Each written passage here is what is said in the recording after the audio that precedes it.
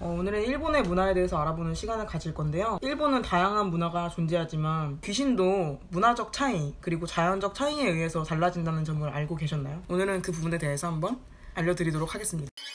일본의 문화 알아보기 지금 시작합니다. 나라의 민족성이 전통적인 귀신 문화와 연관성이 있는 걸 아셨나요? 간단하게 얘기하면 한국에는 한의 정서가 있다면 일본에는 악의 정서가 있다.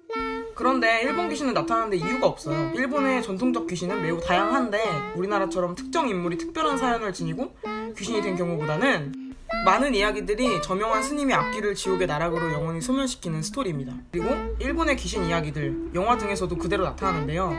영화 중에서는 주온, 링 등이 대표적인 사례가 되겠네요. 영을 보는 능력을 가졌으나 억울하게 죽은 사다코는 자기가 들어가 있는 테이프 있잖아요. 그거를 트는 사람을 막 죽여요. 근데 그 비디오 테이프를 트는 사람은 사다코랑 관계가 전혀 없는 사람이고 그야말로 불특정 다수, 그리고 극지마 살인이라고 할 수도 있겠습니다. 그리고 주온의 토시오 모자도 마찬가지인데요. 정신 이상자 남편에게 억울하게 살해당하고 그 원한 때문에 자신들이 죽은 집에 머무는 그 모자가 있죠. 그 모자는 그 집의 지방령이 되는데 이 집에 들어오는 모든 이들에게 적기와 공격성을 보입니다. 사다코나 주온의 가야코 등은 나타나는데 아무런 이유가 없습니다.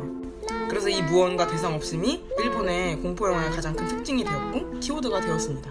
그래서 이제 이 영화를 본 관객들은 일본식 가옥에서 나타나는 가야코 모자의 뜬금없는 등장과 2000년대 귀신 영화에서 오는 각기라는 트렌드를 창출한 기괴한 무브먼트, 그리고 특히 주온 시리즈 같은 경우에는 한국에서도 나름 흥행한 작품이지만 당시 영화를 본 시청자 그리고 평론가들이 상당히 불쾌했다고 합니다. 살인밖에 없는지에 대한 그 당혹감 그리고 불쾌함이 많이 느껴졌다고 합니다. 근데 이제 이런 한국식 공포 영화에서 점점 일본에 대한 그런 파급력이 커져서 요즘에는 점점 일본스러운 귀신이 많이 등장하고 있습니다.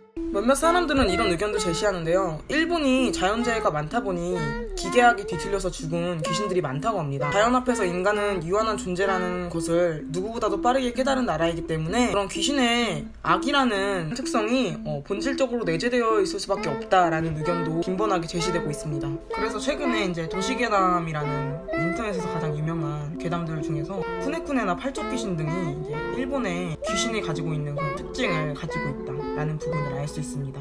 그리고 일본 도깨비에도 많은 특징이 있는데요. 어떤 것이 있느냐면요. 한국식 도깨비랑은 조금 다릅니다.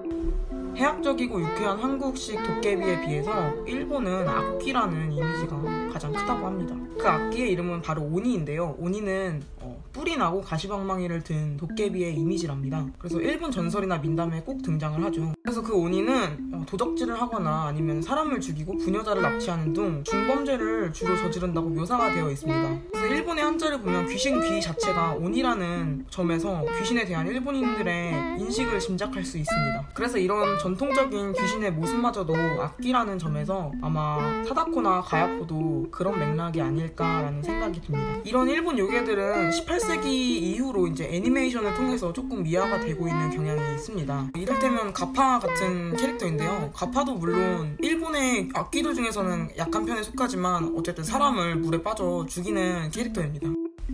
왜 나타나는지도 알 수 없고 그리고 이들을 본 사람들은 반드시 해를 입습니다. 사람들은 이들의 존재를 그냥 인정하고 받아들이죠. 그리고 그런 사람들은 이런 귀신들이 나타나는 곳에 가기조차도 하지 않죠. 역시 저 세상으로 가지 못할 만큼의 큰 원한을 품었으나 자신이 죽은 곳에 머물면서 큰 관계없는 이들에게 해를 끼치는 그런 일본 귀신. 그런 일본 귀신은 자신들의 영역이 확고하고 이를 침범한 인간들에게 확실하게 응징을 한다라는 특징을 알게 되었습니다. 이런 귀신의 특성을 가지고 누가 옳으니 많이 하는 건 모르겠지만 확실한 거는 자연적 특성에 의해서 특징이 달라질 수 있다라는 점이었습니다. 평소에는 아무렇지도 않게 공포 영화를 즐겼는데 이런 특성을 알고 나면은 조금 더 재밌게 관람을 할 수 있겠죠? 일본의 문화를 알아보자 귀신편 여기까지고 앞으로 영화 볼 때는 이런 부분을 상기해서 한번 봐주시길 바랍니다. 감사합니다.